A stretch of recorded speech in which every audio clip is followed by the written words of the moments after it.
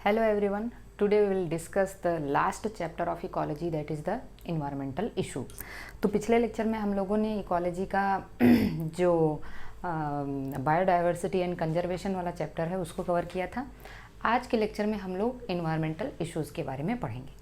तो यहाँ पे देखिए सबसे ज़रूरी चीज़ है इस चैप्टर में हम लोगों को ढेर सारे ईयर्स याद रखने हैं, ठीक है। जैसे कुछ एक्ट है, इन्वायरमेंटल एक्ट हुआ, एयर पोल्यूशन कंट्रोल एक्ट हुआ, वाटर पोल्यूशन, ढेर सारे एक्ट याद रखने हैं, ढेर सारा ईयर याद रखना है।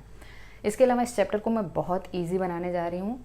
आप बहुत ध्यान से अटेंटिव होके लेक्चर देखेंगे, पेन कॉपी अपने पास रखिएगा, नोट करते रहिएगा, सारी चीज़ें क्लियर हो जाएंगी। So let us start, that is the environmental issues. So environmental issues में हम लोग बात करेंगे पोल्यूशन की।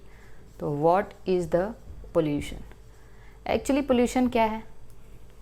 तो देखिए, कोई भी चेंज, एनी अनडिज़ायरेबल चेंज, जो एनसीईआरटी की डिफिनीशन है उसको मैं पहले लिख दे रही हूँ।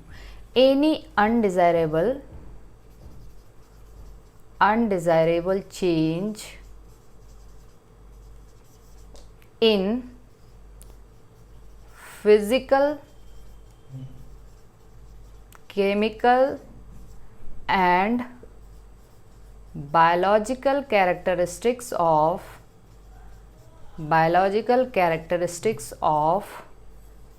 environment। environment मतलब चाहे वो एयर में हो, चाहे सॉइल में हो, चाहे वाटर में हो, मतलब any undesirable change in physical, chemical and biological characteristics of environment, उसको हम क्या कहेंगे? पोल्यूशन कहेंगे। एंड जो इसको कॉज करता है, अनडिज़ायरेबल चेंज को कॉज करता है, उसको हम क्या कहते हैं? पोल्यूटेंट्स कहते हैं। उसको हम कहते हैं पोल्यूटेंट्स। देखिए हालांकि जो पोल्यूटेंट्स है उसको भी हम फर्दर दो पार्ट में डिवाइड करते हैं। कुछ प्राइमरी पोल्यूटेंट्स होते हैं और कुछ सेकेंडरी पोल्यूटेंट्स होते हैं। So primary and secondary pollutants में आपको मैं थोड़ा सा डिफरेंस बता दे रही हूँ, उसको आप बस कंसीडर करना। देखिए प्राइमरी पोल्यूटेंट्स वो होते हैं वो जिस फॉर्म में एक्सक्रीट होते हैं या वी कैन से जिस फॉर्म में प्रोड्यूस होते हैं उसी फॉर्म में पोल्यूशन कॉज करते हैं। जैसे आपका हो गया सल्फर डाइऑक्साइड हो गया, ठीक है। तो प्राइमरी पोल्यूटेंट्स का मतलब ये है कि वो जिस फॉर्म में प्रोड्यूस होता है उसी फॉर्म में वो पोल्यूशन कॉज करता है, जबकि सेकेंडरी पोल्यूटेंट्स क्या होते हैं? वो प्राइमरी पोल्यूटेंट्स से मिलके बने होते हैं फोटोकेमिकल ऑक्सीडेशन की प्रोसेस से। तो जैसे सल्फर ट्राईऑक्साइड हो गया, ढेर सारे ऐसे नाइट्रोजन के ऑक्साइड्स हो गए, तो ये सब क्या कहलाते हैं? सेकेंडरी पोल्यूटेंट्स जो होता है वो मोर डेंजरस होता है। तो ये अभी आपको नहीं पढ़ना है, आपको बस ये जानना है कि पोल्यूशन क्या है और पोल्यूटेंट क्या है। तो पोल्यूशन को कंट्रोल करने के लिए कुछ एक्ट आया, ठीक है। उस एक्ट को मैं पहले यहाँ पे लिख दे रही हूँ, आप लोग एक एक करके जो है इसको नोट कर लेना, क्योंकि ये ईयर याद रखना थोड़ा सा डिफ़िकल्ट होता है, तो इसको आप पहले याद कर लेना। तो सबसे पहला एक्ट है that is the environmental protection act, ठीक है। नोट करते रहना है इन्वायरमेंटल प्रोटेक्शन एक्ट, क्योंकि अगर आप इसे साथ में नोट करते रहेंगे और एक साथ लिखेंगे ना तो सारे ईयर याद हो जाएंगे। ये आपका इम्प्लीमेंट किया गया था 1986 में। दूसरा है एयर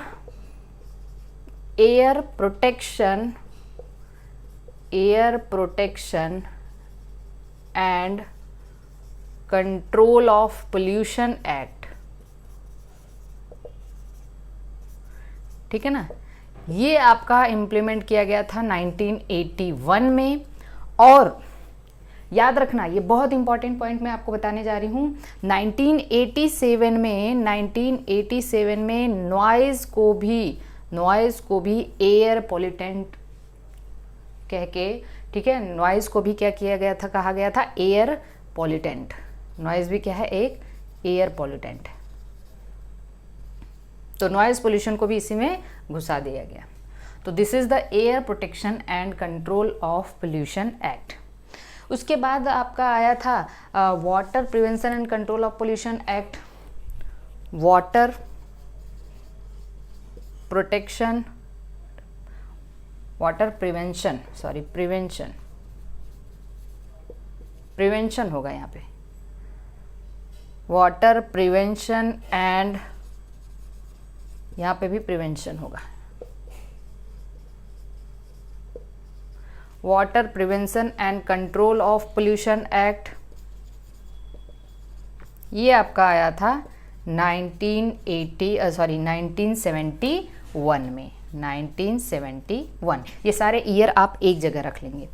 कुछ प्रोटोकॉल्स दिए गए थे, उसके बारे में भी मैं आपको बता दूं, जैसे आपका मॉन्ट्रियल प्रोटोकॉल, मॉन्ट्रियल प्रोटोकॉल, मैं इन सब के बारे में आगे बताऊंगी आपको, लेकिन आप अभी इन सारे ईयर को एक जगह लिख लीजिए। मॉन्ट्रियल प्रोटोकॉल आपका 1987 में, 1987 में, ठीक है, 1987 में इसको जो है ये प्रोटोकॉल आया था, लेकिन ये इफ़ेक्टिवली जो यूज़ हुआ था, ठीक है, 1989 में। ओके, ये ईयर भी आपको याद। मॉन्ट्रियल प्रोटोकॉल किससे रिलेटेड है, इसके बारे में भी हम आगे डिस्कस करेंगे। इसके अलावा आपका national forest policy, national forest policy, national forest policy आई थी आपकी 1988 में, और joint forest management, joint forest management आपका 1980s में।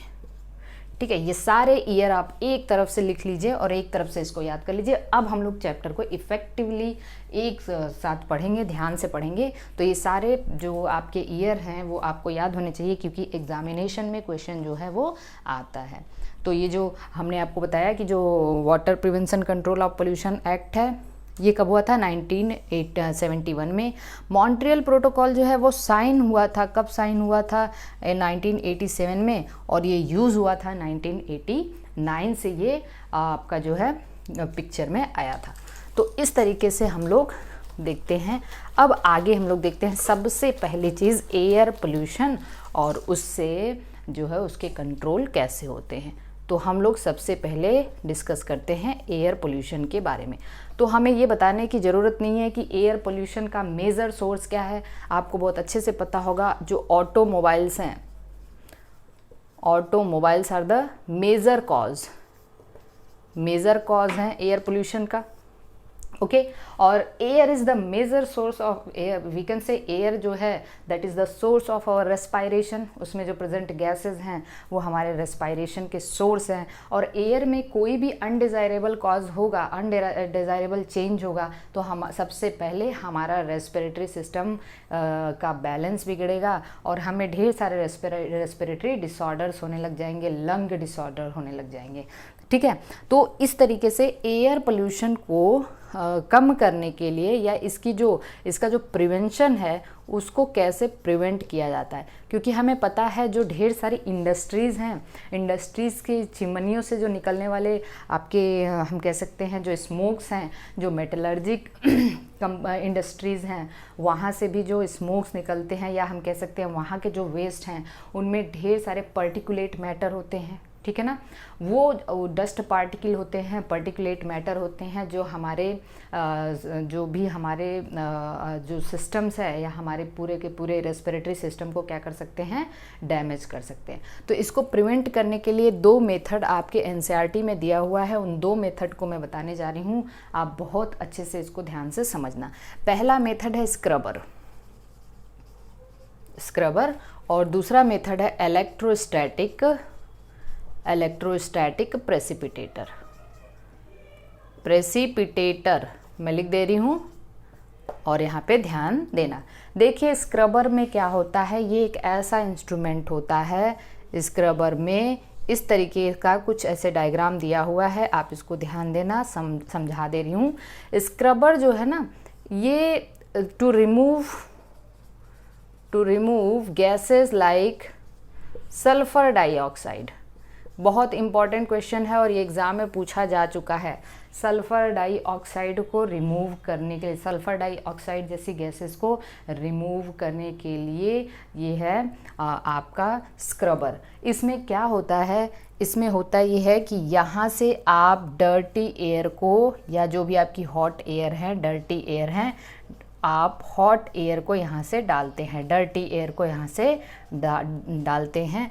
तो जो डर्टी एयर है, अगर हॉट एयर होगी तो ये ऊपर की तरफ जाएगी ना, ये ऊपर की तरफ जाएगी। और जब ये ऊपर की तरफ आ रही है तो यहीं से हमने क्या किया, यहाँ से हमने लाइम वाटर स्प्रे कर दिया। जब हम लाइम वाटर स्प्रे करेंगे तो यहाँ पे जो पर्टिकुलेट मैटर होंगे वो यहाँ पे प्रेसिपिटेट कर जाएंगे, नीचे आ जाएंगे। और ये जो एयर जाएगी वो कैसी, जो एयर अब निकलेगी वो कैसी होगी, क्लीन एयर होगी। यहाँ तक बात समझ में आ गई? तो हमने क्या किया, हमने डर्टी एयर को यहाँ से डाला और उसको हमने लाइम वाटर से स्प्रे कराया, जिससे हमारा जो पर्टिकुलेट मैटर है, जो हमारी हार्मफुल गैसेस हैं, वो यहाँ पे प्रेसिपिटेट हो जाएंगी, नीचे आ जाएंगे पर्टिकुलेट मैटर, और जो क्लीन एयर है वो ऊपर चला जाएगा। ये कॉन्सेप्ट आपको समझ में आ गया। दूसरा है, इसको हम लोग कहते हैं स्क्रबर।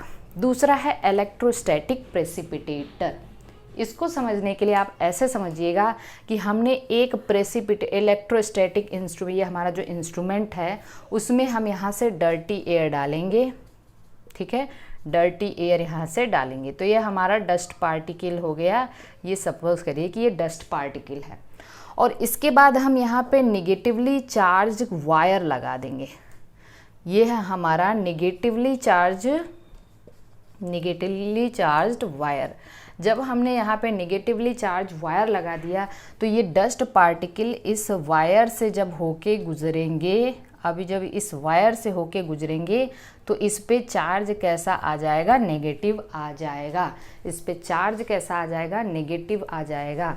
इसके बाद हमने क्या किया, यहाँ पे कुछ पॉजिटिव, मतलब यहाँ पे कुछ हमने एनोड की प्लेट लगा दी, ठीक है। अब एनोड की प्लेट है, मतलब वो पॉजिटिव चार्ज कैरी कर रहा है, बात समझ में आ रही है। तो अब हमारा जो हमारा डस्ट है वो नेगेटिव चार्ज है और ये एनोड की प्लेट है। तो जब यहाँ से ये एयर पास होगी, ये डस्ट यहाँ से पास होगा तो ये इस पे चिपक जाएंगे। तो डस्ट यहाँ पे चिपक गया और अब आने वाली जो एयर है वो कैसी है, क्लीन एयर है। So this is the concept of electrostatic precipitator. I think आपको ये चीज़ समझ में आ गया होगा। तो चलिए अब हम लोग इसको ध्यान से समझने की कोशिश करते हैं। इसको एक एक चीज़ को एकदम अच्छे से नोट करना है आपको। आप साथ में पढ़ते रहिए प्लीज़, आपको एनसीईआरटी रीड करने की कोई ज़रूरत नहीं है अगर आप साथ में पढ़ रहे हैं तो। देखिए, अकॉर्डिंग टू सेंट्रल कंट्रोल,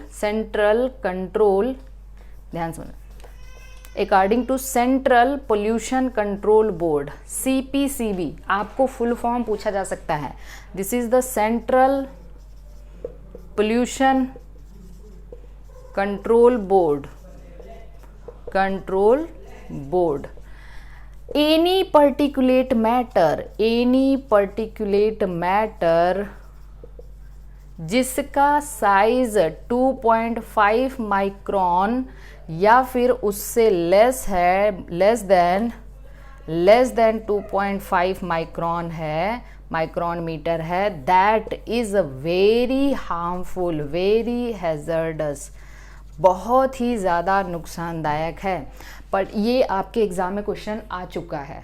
जो पर्टिकुलेट मैटर का साइज़ है that is very very important, जो हार्मफुल होता है। इससे क्या होता है, ह्यूमन बींग्स को ये क्या होता है, हमारे लंग्स में चला जाता है और ढेर सारी इम्पेयरमेंट कॉज करता है, ठीक है। सो आपको इसका जो है डायमीटर याद रखना होगा।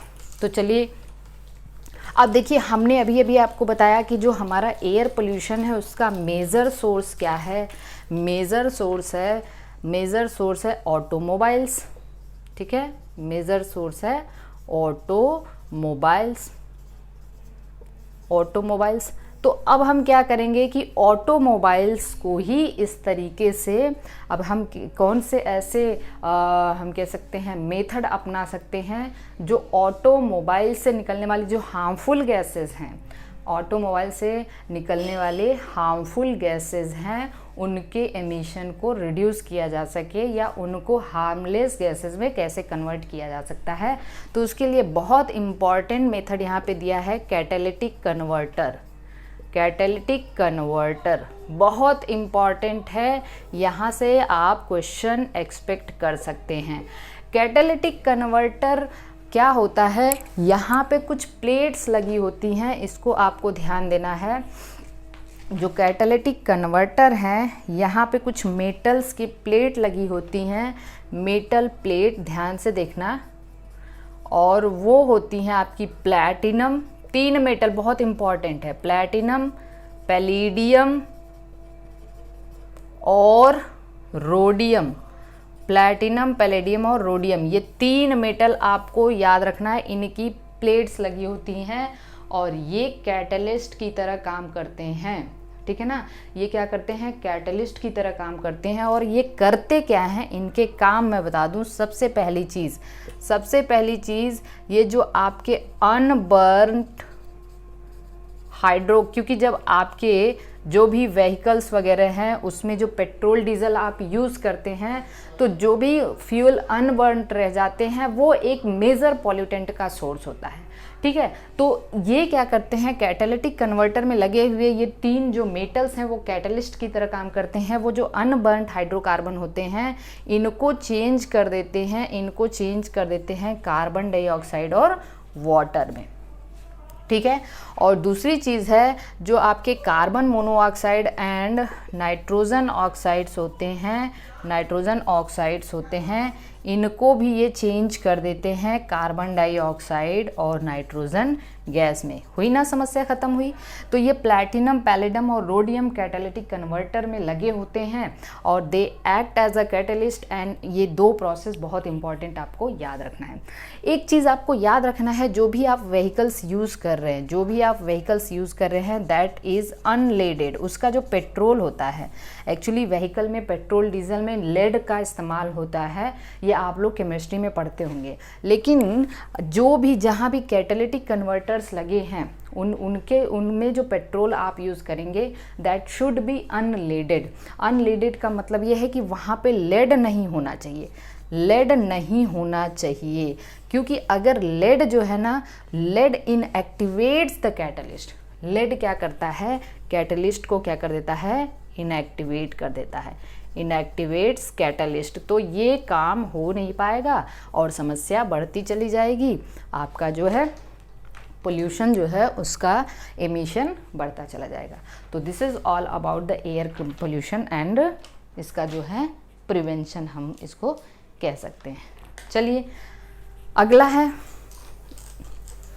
अगला हम लोग एयर पोल्यूशन में, हमने आपको बताया कि air pollution prevention and control of pollution act आपका आया था 1981 में, और noise as a air pollutant इसमें जो है इम्प्लीमेंट किया गया था 1987 में। तो हम लोग आगे जो है नॉइज़ पोल्यूशन के बारे में बात करेंगे। अब आपको पता है जो नॉइज़ है, noise as an air pollutant इसको 1987 में इम्प्लीमेंट किया गया था या पिक्चर में लाया गया था।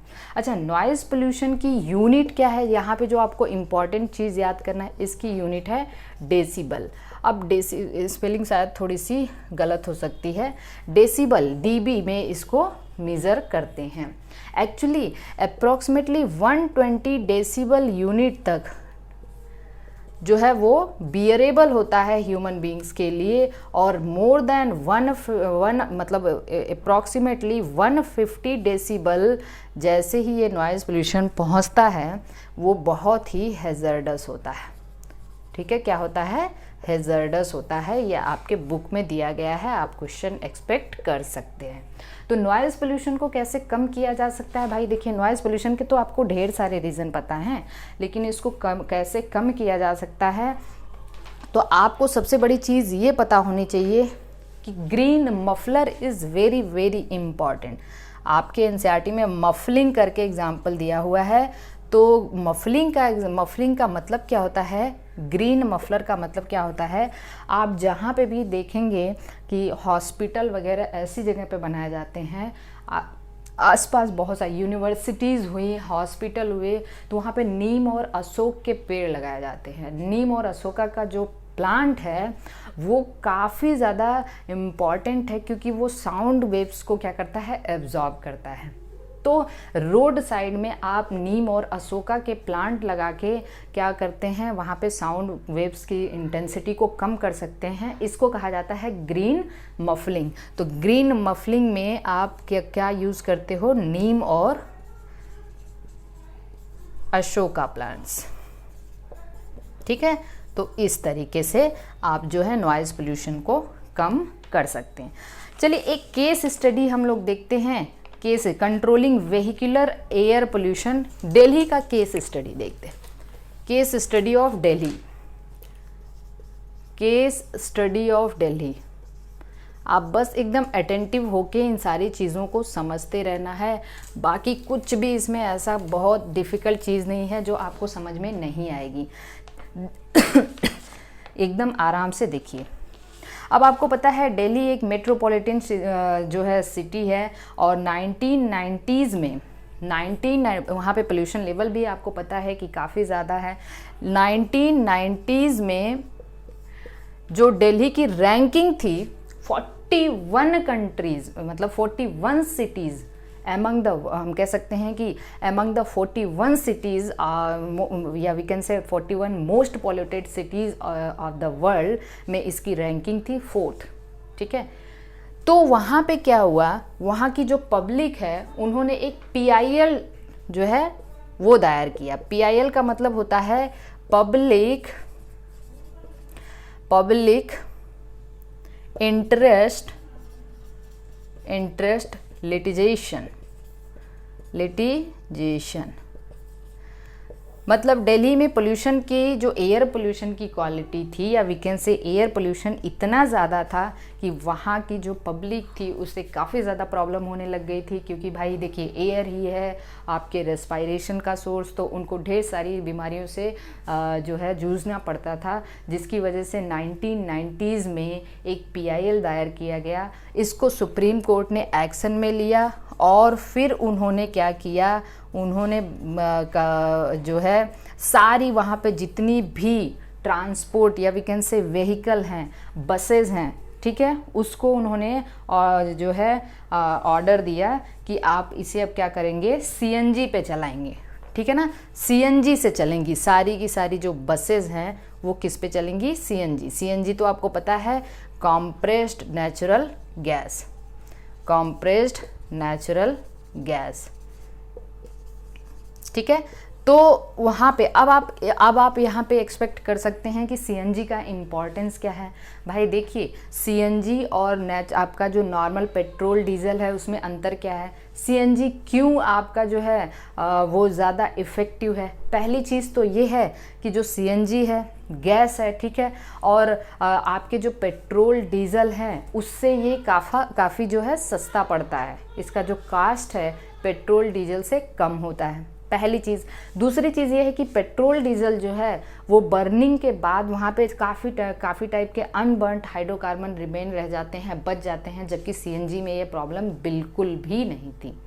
दूसरी चीज़। तीसरी चीज़ ये है कि देखिए यहाँ पे आप एडल्टरिंग भी नहीं कर सकते, किसी टाइप की मिलावट नहीं कर सकते। पेट्रोल डीजल में मिलावट के केसेस काफ़ी ज़्यादा होते हैं, तो CNG बहुत ही सेफ था। लेकिन एक प्रॉब्लम ये है कि CNG का जो पाइप या हम कह सकते हैं पाइप, उसको जो उसकी ओरिजिन जहाँ से CNG को रिलीज़ किया जाता है और जहाँ उसकी डिस्ट्रीब्यूशन पॉइंट तक उसकी पाइप को ले करने में काफ़ी ज़्यादा समस्या को झेलना पड़ता है। इसलिए आज भी आप देखते होंगे कि पेट्रोल डीजल पॉइंट काफ़ी ज़्यादा हैं, जबकि CNG कहीं 1-2 जगह आपको देखने को मिलता है। तो CNG के जो बेनिफिट्स हैं वो तो काफ़ी ज़्यादा हैं, लेकिन प्रॉब्लम यही है कि उसकी पाइप बिछाने में आपको काफ़ी ज़्यादा प्रॉब्लम फेस करना पड़ता है। तो ये सारी चीज़ें हैं।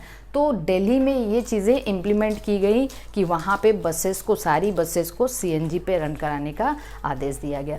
अब देखिए यहाँ पे अब आपके पुरानी एनसीईआरटी में ढेर सारे यूरो नॉर्म सेकेंड और ये सारे euro norm third, Bharat stage second, ये सारी चीज़ें दी हुई हैं। लेकिन अब आपके जो न्यू एनसीईआरटी है उसमें बस आपको ये 3 डेटा पढ़ना है, उसको आपको ध्यान रखना है।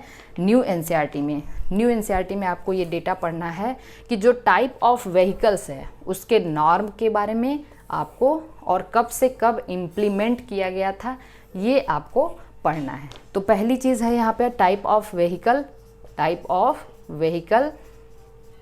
दूसरी चीज़ है इसका जो है आपका कौन सा नॉर्म है, नॉर्म मतलब मानक हो गया आपका। और तीसरा है सिटीज़ ऑफ इम्प्लीमेंटेशन, कहाँ किस किस सिटी में इम्प्लीमेंट किया गया था।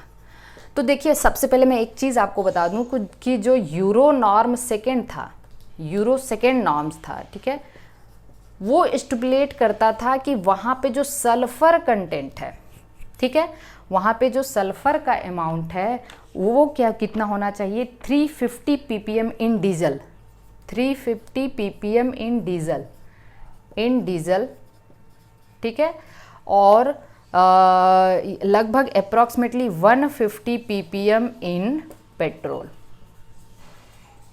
ये तो पहले की बात है।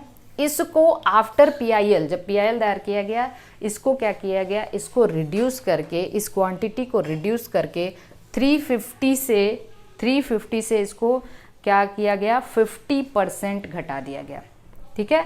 इसका जो गोल है उसको 50 ppm कि मतलब आपके जो पेट्रोल डीजल हैं वहाँ पे जो सल्फ़र का अमाउंट है, यूरो सेकेंड नॉर्म में जो पहले सल्फ़र का जो कंटेंट था वो 350 ppm। ये सब डेटा देखिए दिया हुआ है जो आपके एग्ज़ाम में आ सकता है, इसलिए आप इसको ध्यान से समझ लीजिए।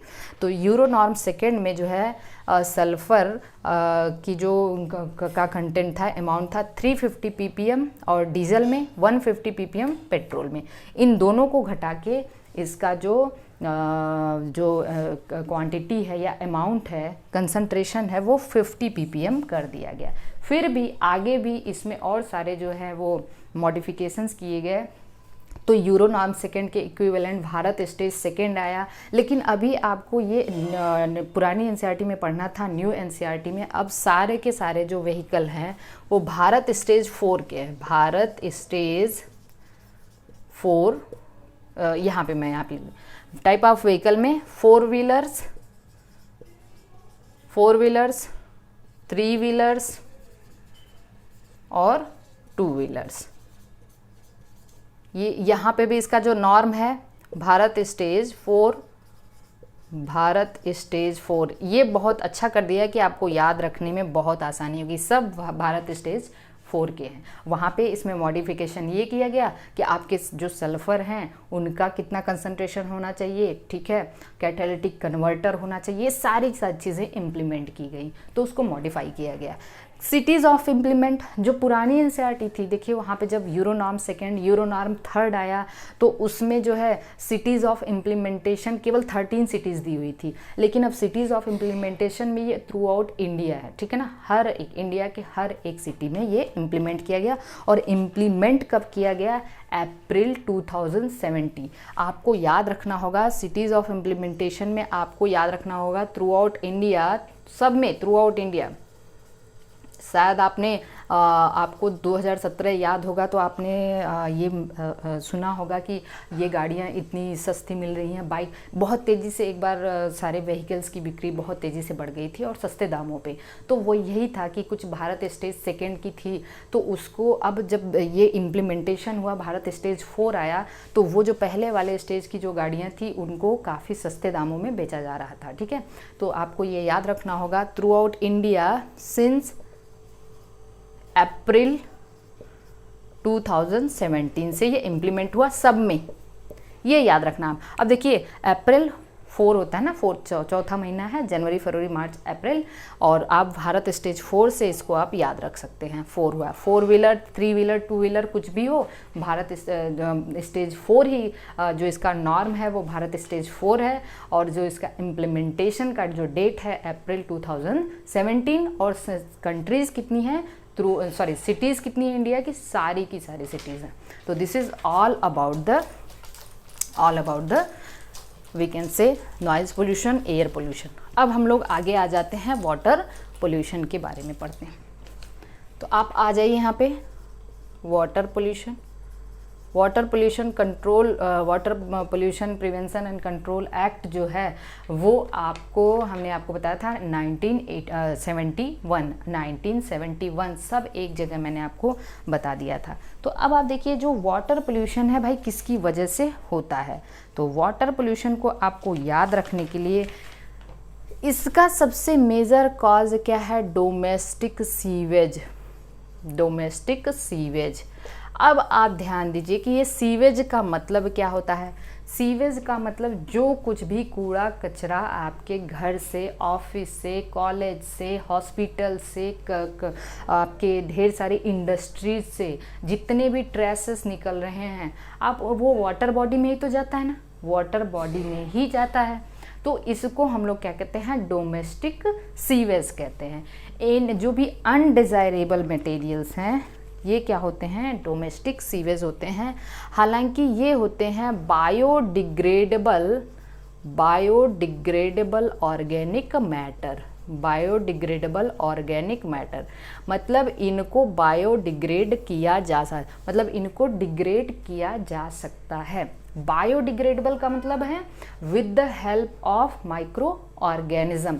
Actually biodegradation is we can say synonymous to decomposition. ठीक है, हमने डिकम्पोजिशन पढ़ा दिया है। डिकम्पोजिशन का मतलब ये होता है जो भी ऑर्गेनिक मैटर हैं उनको इनऑर्गेनिक मैटर में कन्वर्ट करना, और इसका ये काम कौन करता है, माइक्रो ऑर्गेनिज्म करते हैं। तो यहाँ पे हमारे माइक्रो ऑर्गेनिज्म को हमें बहुत सारा थैंक्स कहना चाहिए कि ये जितने भी ऑर्गेनिजम्स ये होते हैं हमारे बैक्टीरिया और फंजाई,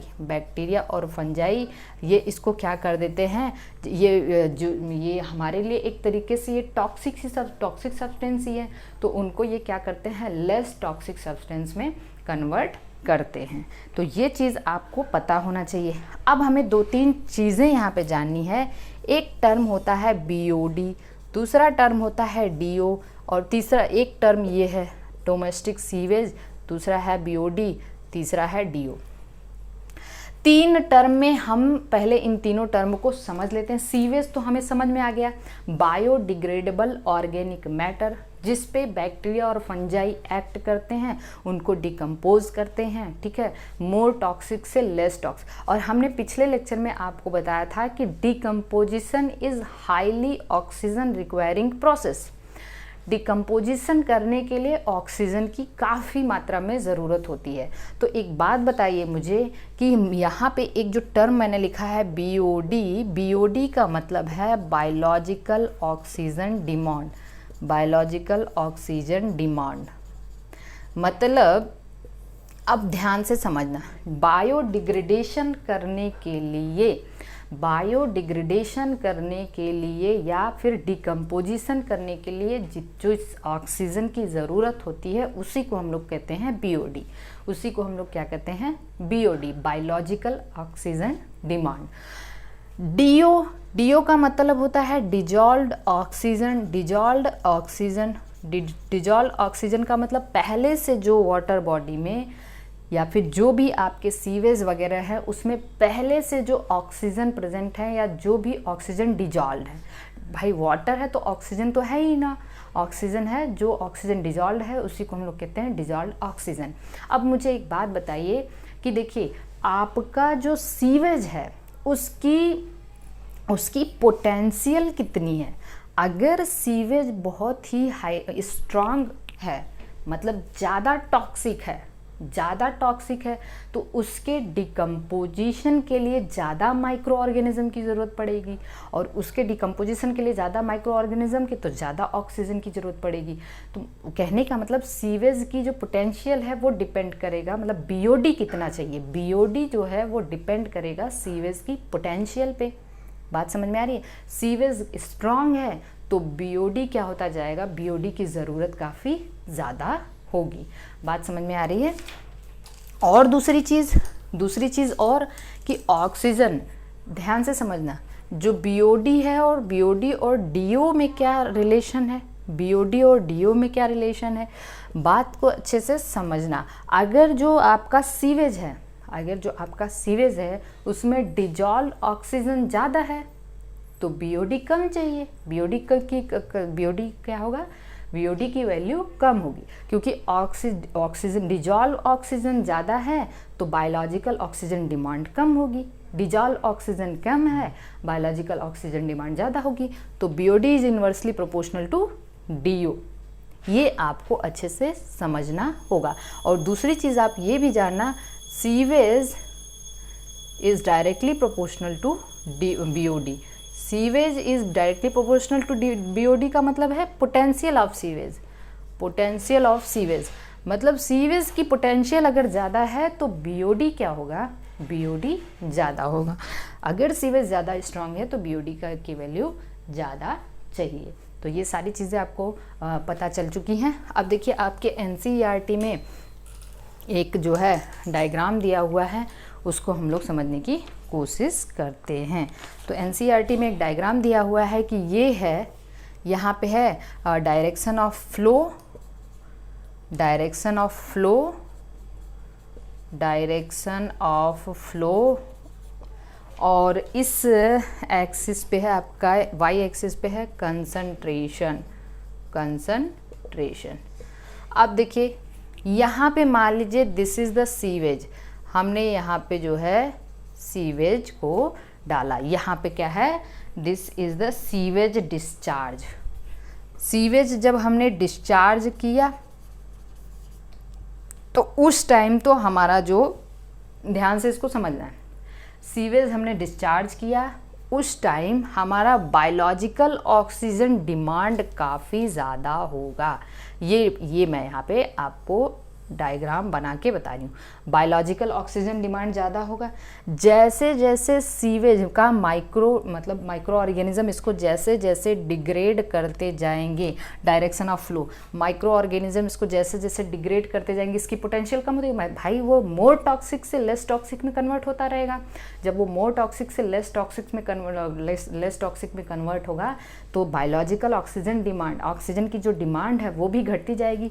तो जब हमने सीवेज डिस्चार्ज किया इस पॉइंट पे बायोलॉजिकल ऑक्सीजन डिमांड काफ़ी था, लेकिन जब सीवेज जैसे जैसे मोर टॉक्सिक से लेस टॉक्सिक में कन्वर्ट होता जा रहा है, हमारा देखिए हमारा बायोलॉजिकल ऑक्सीजन डिमांड धीरे धीरे घटना शुरू हुआ और आ गया अपने नॉर्मल पॉइंट पे। यहाँ पे ये इसका नॉर्मल पॉइंट था, इनिशियल पॉइंट, ठीक है। तो हमारा इनिशियल, पहले हमारी बायोलॉजिकल ऑक्सीजन डिमांड ये थी, इसको समझने की कोशिश करिए, मतलब जब सीवेज नहीं था तो ये आपका इनिशियल पॉइंट है।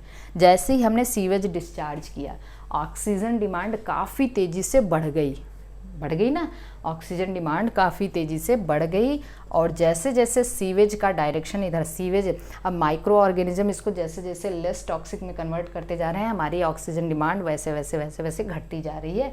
और जैसे ये पूरी तरह से लेस टॉक्सिक हो गया या नॉन टॉक्सिक हो गया, हमारा बीओडी नॉर्मल स्टेज में आ गया। अब क्या हुआ, यहाँ पे क्या हुआ, हमारा डीओ के बारे में हम देखते हैं। हमारे डीओ का जो पॉइंट है समझिए कि ये है, और डीओ का मतलब अभी हमने आपको बताया था डिजॉल्व ऑक्सीजन बताया था।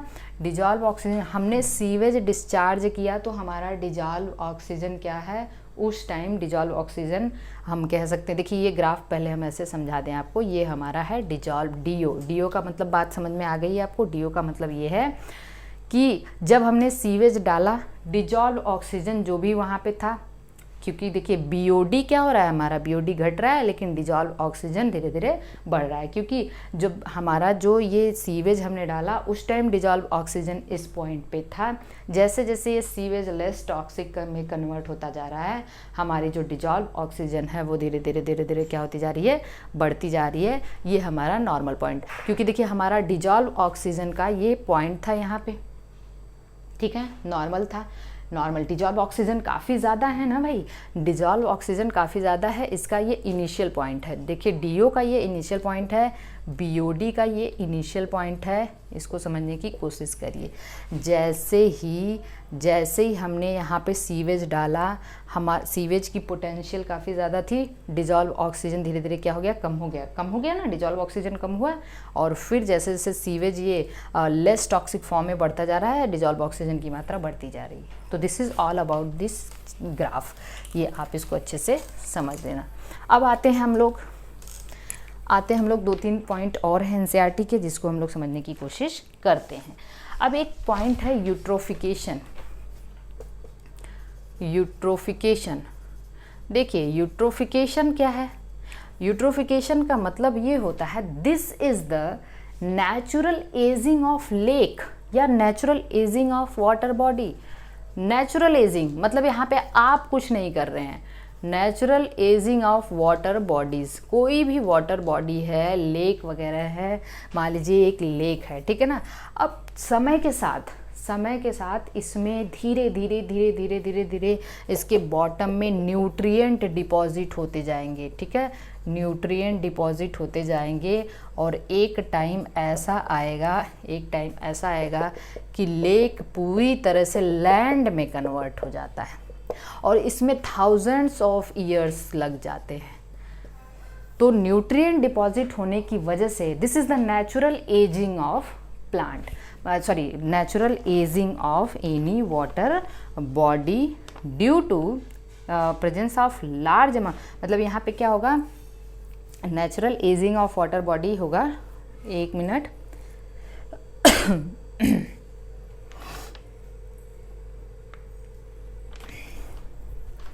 Sorry for interruption.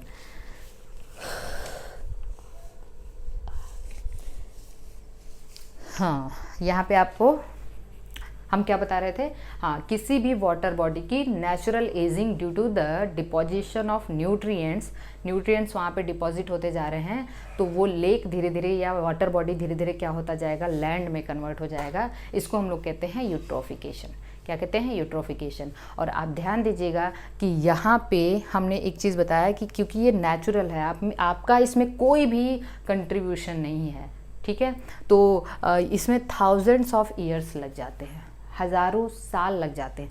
लेकिन आजकल क्या है, मैन मेड एक्टिविटी की वजह से आर्टिफिशियल एक्सेलरेशन या कल्चरल या फिर एक्सेलरेटेड यूट्रोफिकेशन, ठीक है, एक्सेलरेटेड या कल्चरल यूट्रोफिकेशन का मतलब ये है, कल्चरल और एक्सेलरेटेड यूट्रोफिकेशन। कल्चरल और एक्सेलरेटेड यूट्रोफिकेशन का मतलब ये है मैन मेड मतलब आप ज़्यादा से ज़्यादा डोमेस्टिक सीवेज जो है वाटर बॉडी में डालते जा रहे हैं। हॉस्पिटल से, स्कूल से, आपके घरों से जितने भी सीवेज हैं, डोमेस्टिक सीवेज हैं, उसको आप वाटर बॉडी में पुट करते जा रहे हैं, जिसकी वजह से ये जो वाटर बॉडी के ऑर्गेनिक कंटेंट या उसमें जो न्यूट्रिएंट डिपोजिशन है वो ऑटोमेटिक बहुत ज़्यादा हो रहा है, ठीक है ना। वो अब जहाँ पे नेचुरल एजिंग में थाउजेंड्स ऑफ ईयर्स लगते थे, यहाँ पे तो भाई आप सालों में भर दोगे, है कि नहीं, 2, 4, 10 साल में वो यूट्रोफिकेशन हो जाएगा। तो यहाँ पे जो इसका मोस्ट हम कह सकते हैं, जो मोस्ट प्रोमिनेंट कंपाउंड हैं, जिसको आप जो सीवेज के मोस्ट प्रोमिनेंट कंपाउंड हैं वो क्या होते हैं, नाइट्रेट्स होते हैं एंड फॉस्फेट्स होते हैं। जो भी आप डोमेस्टिक सीवेज यूज़ कर रहे हो, मेरी बात ध्यान सुनना, उसमें जो मोस्ट प्रोमिनेंट कंपोनेंट होते हैं वो नाइट्रेट्स और फॉस्फेट होते हैं। अब आप एक बात बताओ मुझे, एक बात आप यहाँ पे ध्यान से इस चीज़ को समझना कि जब मैं आपको प्लांट्स का वो पढ़ा रही थी मिनरल न्यूट्रिशन, तो मैंने आपको बताया था nitrates are the favourite source of we can say nutrient for the plants, है ना। तो प्लांट के लिए ये क्या है, they act as nutrient for plant, act as nutrient for plant, nutrients for plants. तो ये प्लांट के लिए न्यूट्रिएंट के की तरह काम करते हैं। और तो क्या होता है, यहाँ पे ढेर सारे प्लैंकटॉन, ठीक है, प्लैंकटॉन्स क्या कर जाते हैं, ग्रो करने लग जाते हैं बॉडी में। जैसे जैसे मैं आपको बता दूं, plant nutrient overgrowth of आपकी हम कह सकते हैं यहाँ पे they act as nutrient for plant, जिसकी वजह से they stimulate the overgrowth of algae, overgrowth of algae, algae वगैरह बहुत ज़्यादा ग्रो करने लग जाएंगी। और जब एल्गी किसी भी वाटर बॉडी में ढेर सारी एल्गी ग्रो कर चुकी हैं, तो वो सारे के सारे वहाँ पे आपके जो ऑक्सीजन है उसको यूज़ कर जाएंगी, जिसकी वजह से वहाँ पे वो क्या होगा, वो पहली बात तो वाटर बॉडी का डिटेरियोरेशन हो जाएगा, और दूसरी बात ये किसको प्रमोट करेंगी, फिशेस की मॉर्टेलिटी को प्रमोट करते हैं, फिशेज मॉर्टेलिटी को प्रमोट करते हैं। तो जो हमारे एक्सेलरेटेड यूट्रोफिकेशन है मैन मेड, उसमें आप ज़्यादा से ज़्यादा डोमेस्टिक सीवेज डालते हो और वाटर बॉडी में डोमेस्टिक सीवेज डालते हो, जिससे क्या होता है, वहाँ पे नाइट्रेट और फॉस्फेट उसके मोस्ट प्रोमिनेंट कंपोनेंट होते हैं सीवेज के, जो प्लांट के लिए न्यूट्रिएंट की तरह काम करते हैं। और प्लांट यहाँ पे काफ़ी तेज़ी से ग्रो करते हैं, और किसी भी वाटर बॉडी में प्लांट अगर काफ़ी तेज़ी से ग्रो कर रहे हैं तो वो क्या करेंगे, ऑक्सीजन जो है वहाँ पे हम कह सकते हैं कि जो है वो वहाँ पे क्या होगा, फिशेस की मॉर्टेलिटी को कॉज करेंगे, फिशेस की मॉर्टेलिटी को कॉज करेंगे। ये सारी चीज़ें समझ में आ रही हैं आपको। तो ये चीज़ें, क्योंकि देखिए जो वाटर बॉडी में प्लांट अगर ग्रो कर गए तो वो वाटर यूज़ करेंगे ही करेंगे। जो मेरी बात को ध्यान से सुनना और समझना है, जब वो वाटर यूज़ करेंगे तो वाटर में डिजॉल्व ऑक्सीजन है, ठीक है, उसमें बहुत ज़्यादा कमी आएगी, जिससे फिशेस की मॉर्टेलिटी होगी। तो ये सारी चीज़ें आप समझ में आ गई होंगी। अब हम लोग देखते हैं एक चीज़ है एल्गल ब्लूम्स। एल्गल ब्लूम्स, देखिए एल्गल ब्लूम्स के बारे में हम लोग समझते हैं। एल्गल ब्लूम्स क्या है, कभी कभी क्या होता है, presence of large amount of nutrient, अगर आपकी बॉडी में न्यूट्रिएंट काफ़ी ज़्यादा अमाउंट में प्रेजेंट है, ठीक है, न्यूट्रिएंट काफ़ी ज़्यादा अमाउंट में प्रेजेंट हैं, तो वहाँ पे क्या होता है, एक्सेसिव ग्रोथ ऑफ प्लैंकटॉन्स। देखिए प्लैंकटॉन्स का मतलब होता है फ्री फ्लोटिंग, ठीक है, प्लैंकटॉन्स। इसमें आगे आपके एल्गी वगैरह, एल्गी। तो अगर कभी वाटर बॉडी में बहुत ज़्यादा अमाउंट में न्यूट्रिएंट प्रेजेंट है, तो वो प्लैंकटन की ग्रोथ को प्रमोट करते हैं, जो प्लैंकटोनिक एल्गी होते हैं, तो जिसकी वजह से that impart the distinct colour to the water body. अब एल्गी अलग अलग कलर की होती हैं, तो वाटर बॉडी का कलर एकदम अलग अलग दिखने लग जाता है, जिसको हम कहते हैं एल्गल ब्लूम्स। क्या कहते हैं, algal blooms, distinct colour to water body. तो वाटर बॉडी के कलर काफ़ी अलग दिखने लगते हैं। एक मैं एग्जांपल आपको बता रही हूँ हाइसिंथ का, वाटर हाइसिंथ, इसको कहते हैं इकॉर्निया क्रैसिप्स, ठीक है। जो वाटर हाइसिंथ है, इसको कहा जाता है टेरर ऑफ बंगाल। अब आप यहाँ पे ध्यान दीजिए कि वाटर हाइसिंथ जो है वो इतना ज़्यादा ग्रो कर जाता है। आपकी वाटर बॉडी में, यूट्रॉफिक बॉडी में इतना ज़्यादा ग्रो करता है। Grow in eutrophic body, grow in eutrophic body. Eutrophic का मतलब समझ में आ रहा है? यूट्रॉफिक बॉडी, यूट्रॉफिक का मतलब यूट्रोफिकेशन, भाई जहाँ पे ऐसी वाटर बॉडी जहाँ पे न्यूट्रिएंट काफ़ी ज़्यादा है, न्यूट्रिएंट काफ़ी ज़्यादा है, उसको हम लोग कहेंगे यूट्रॉफिक बॉडी। तो वाटर हाइसिंथ क्या होते हैं? यूट्रॉफिक बॉडीज़ में काफ़ी तेज़ी से ग्रो करते हैं। और जब वो एक बार बंगाल में ये हुआ था कि वाटर हाइसिंथ इतना तेज़ी से ग्रो कर गए थे वहाँ के वाटर बॉडीज़ में कि फिशेस की मोर्टेलिटी हो गई थी। ठीक है, सारी फिशेस मर मर के वाटर बॉडी से बाहर आ गई थी। और आपको पता है बंगाल के लोगों का फेवरेट खाना ही होता है फिश, चावल, ठीक है, राइस और फिश। तो वहाँ पे एक टाइम पूरी तरह से अकाल पड़ गया था। इसी को हम लोग कहते हैं terror of Bengal, Bengal terrorist कहते हैं इसको। आइकॉर्निया को हम लोग बंगाल टेररिस्ट कहते हैं। तो आई थिंक ये सारी चीज़ें आपको समझ में आ गई होंगी। तो ये हमने एल्गल ब्लूम क्या होता है, यूट्रोफिकेशन क्या होता है, एक्सेलरेटेड या कल्चरल यूट्रोफिकेशन क्या होता है, ठीक है, डीओ क्या होता है, बीओडी क्या होता है, डोमेस्टिक सीवेज क्या है। अब अगला जो चीज़ है हम लोगों को पढ़ना है बायोमैग्निफिकेशन। बायोमैग्निफिकेशन या फिर बायो एम्प्लीफिकेशन भी इसको हम लोग कहते हैं, बायो एम्प्लीफिकेशन भी कहते हैं।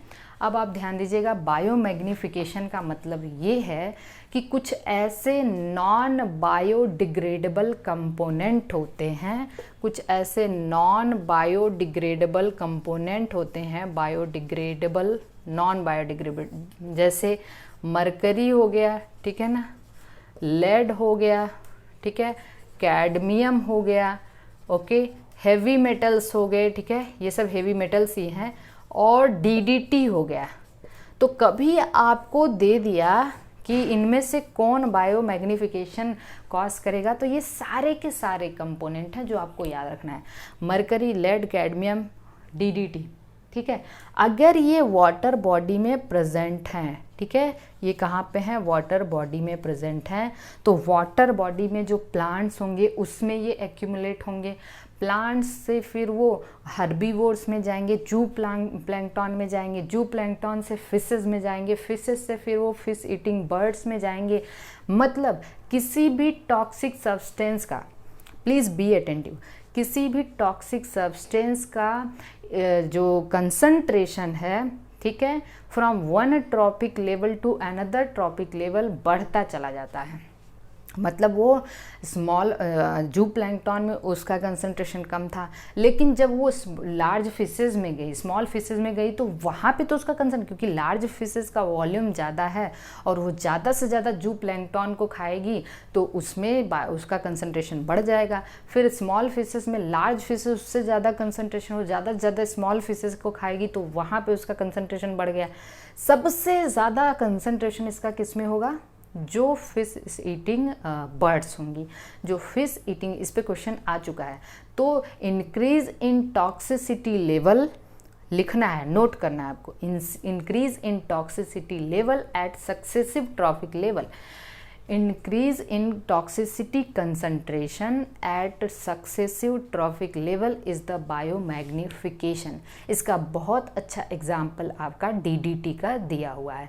डीडीटी क्या होता है, वाटर बॉडी में गया, तो वाटर बॉडी में देखिए, वाटर बॉडी में इसका कंसंट्रेशन होता है 0.003 पार्ट्स पर बिलियन, ठीक है, 0.003 पार्ट्स पर बिलियन का मतलब ये है कि बिलियंस वाटर मॉलिक्यूल में ये 0.003 इसका पार्ट होगा। और जब ये जू प्लैंक्टन्स इसको खाएंगे, जू प्लैंक्टन्स इसको खाएंगे, तो उनमें ये 0.04 पार्ट पर मिलियन। थोड़ा सा आप डेटा एक बार देख लीजिएगा। और फिर जब इसको स्मॉल फिशेस खाएंगी, जब इसको स्मॉल फिशेस खाएंगी, तो वहाँ पे इनका कंसंट्रेशन और बढ़ जाएगा और ये आ जाएंगे 0.5 ppm में। स्मॉल फिशेस को जब लार्ज फिशेस खाएंगी, तो यहाँ पे इनका कंसंट्रेशन और बढ़ जाएगा और ये आ जाएंगे 2 ppm में। और लार्ज फिशेस को जब फिश ईटिंग बर्ड्स खाएंगी, तो उसका कंसंट्रेशन यहाँ पे 25 ppm के आसपास हो जाए। मतलब हर एक ट्रॉफिक लेवल पे इसके का जो टॉक्सिसिटी कंसंट्रेशन है वो बढ़ता जाता है। तो सबसे ज़्यादा इफ़ेक्ट ये जो बर्ड्स हैं इनमें जाएगा। इनका जो है, इनमें सबसे ज़्यादा जो प्रॉब्लम आती है इनके कैल्शियम मेटाबॉलिज्म में। मतलब बर्ड्स में जो कैल्शियम मेटाबॉलिज्म है वो काफ़ी डिस्टर्ब हो जाता है, और कैल्शियम का मेटाबॉलिज्म अगर सही नहीं हो पाएगा तो इसका इफ़ेक्ट इनके एग के शेल पे देखने को मिलता है। जो एग का कवच होता है भाई कैल्शियम कार्बोनेट का बना होता है, जिसकी वजह से क्या हो जाता है, thinning of egg cell. Egg cell जो है उसकी थिनिंग होगी, और जब एग की का जो कवच होगा वो काफ़ी थिन होगा, पतला होगा, तो प्रीमेच्योर ब्रेकिंग होने लग जाएगा, प्रीमेच्योर ब्रेकिंग ऑफ एग्स, जिसकी वजह से इनकी population of fish eating birds declines, ठीक है ना, विल डिक्लाइन। तो ये कम होते। तो ये सारी चीज़ें, इसको बायोमैग्निफिकेशन को आप अच्छे से समझना कि सबसे ज़्यादा इम्पैक्ट इनको पड़ेगा फिश ईटिंग बर्ड्स पे पड़ेगा, और इनका जो सबसे ज़्यादा डिस्टर्ब होगा वो क्या होगा, इनका मेटाबॉलिज्म डिस्टर्ब होगा। कौन सा मेटाबॉलिज्म, कैल्शियम मेटाबॉलिज्म। तो आई थिंक ये चीज़ें आपको समझ में आ गई होंगी। अब हम लोग एक केस स्टडी पढ़ने जा रहे हैं of integrated waste water treatment. तो चलिए, हम लोग तो हमें इतना पता है कि भाई वाटर बॉडीज़ में प्रॉब्लम आ रही है आपके डोमेस्टिक सीवेज से, तो सीवेज को ही क्यों ना ख़त्म कर दिया जाए। जो पोल्यूटेड वाटर है, जो सीवेज है, उसी को हम लोग क्या करते हैं, उसके लिए एक केस स्टडी है, case study of integrated